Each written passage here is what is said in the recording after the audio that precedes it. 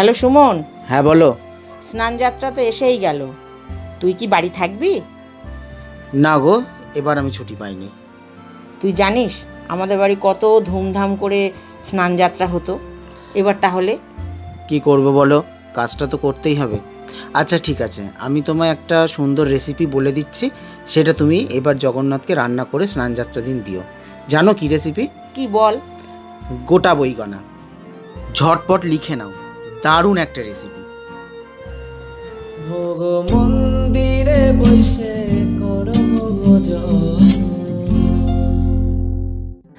দেখো, গোটা বইগনা বানাতে প্রধান যে উপকরণ লাগবে সেটা হলো বেগুন।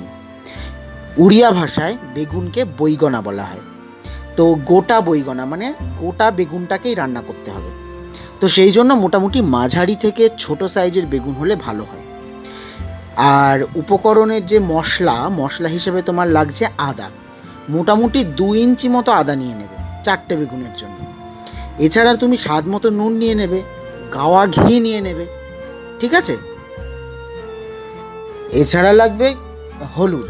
হলুদটা ওই পরিমাণ মতো তুমি বুঝে দিয়ে দিও। এছাড়া লাগছে গোলমরিচ। আর হ্যাঁ, একটা চামচ নিয়ে নেবে, সেই চামচের মাপেই বাকি উপকরণগুলো নেবে। যেমন 1 চামচ গোলমরিচ, 1 চামচ ওইটাকে যেন কি বলে মা?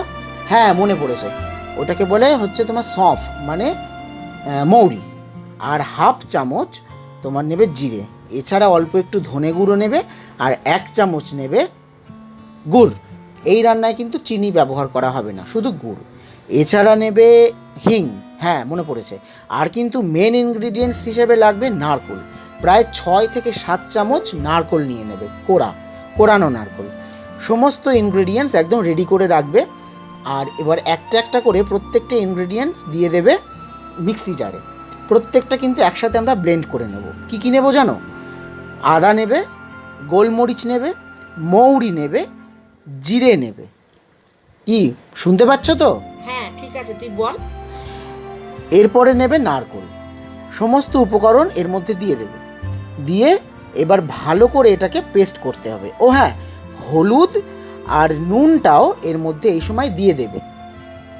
আচ্ছা ঠিক আছে। হ্যাঁ, এবার শোনো, ভালো করে এটাকে পেস্ট করে নেবে।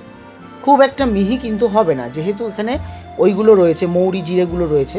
খুব মিহি না হলেও মোটা একটা দরদরা মতো হয়ে যাবে।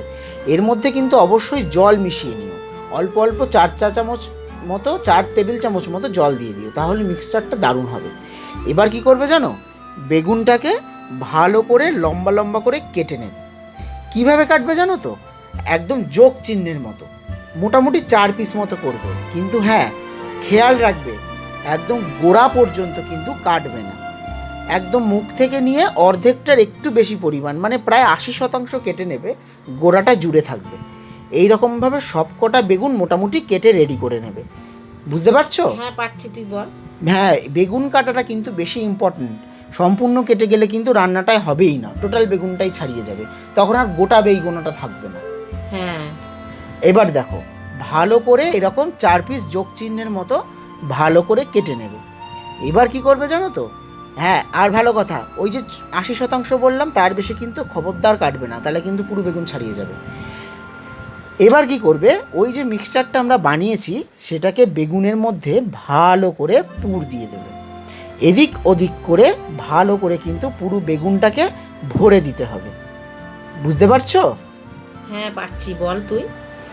এবার সেটাকে ভালো করে মাখিয়ে পুরো একদম স্টাফিং দিয়ে ভর্তি করে দেবে। প্রত্যেকটা বেগুন এইভাবে রেডি করে নেবে।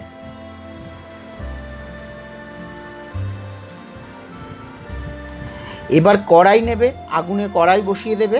আর তেল দেওয়ার কোনো দরকার নেই, সরাসরি ওই বেগুনগুলো কড়াইয়ের মধ্যে দিয়ে দেবে। যে কটা তুমি নিয়েছো সব কটা বেগুন একটা একটা করে কড়াইয়ের মধ্যে পাশাপাশি সুন্দর করে সাজিয়ে দেবে। দিয়ে তারপরে 30 সেকেন্ড মতো মুখে ঢাকনা দিয়ে রেখে দেবে। এতে তেল কিছু দিতে হবে না? না, এই মুহূর্তে দিতে হবে না। এবার ভালো করে ঢাকনা দিয়ে রাখলে 30 সেকেন্ড মতো পরে তখন কি করবে জানো তো? ওই যে মিক্সচারটা বানিয়েছিলাম তার মধ্যে অনেকটা পরিমাণ জল দিয়ে দেবে, একদম যেন সেটা ডাইলিউট হয়ে যায়, মানে পুরো একদম যেন তরল হয়ে যায়। এমনভাবে মিক্সচারটা আবার তুমি করে নেবে জল দিয়ে দিয়ে। এবার সেটাকে নিয়ে সরাসরি ওই বেগুনের মধ্যে ঢেলে দেবে। একদম ঢাকনাটা তুলে 30 সেকেন্ড পরে তার মধ্যে পুরোটা ঢেলে দেবে। এতে কিন্তু আলাদা করে কোনো কাঁচা লঙ্কা বা কোনো কিছু ব্যবহার হয় না, যেহেতু পুরীর মন্দিরে এই ধরনের কিছু ব্যবহার হয় না। এছাড়া এর মধ্যে আরেকটু পরিমাণ জল দিয়ে দেবে, তারপর ঢাকনা দিয়ে রেখে দেবে প্রায় 20 মিনিট থেকে 25 মিনিট। আর আগুনটা থাকবে লো থেকে মিডিয়াম।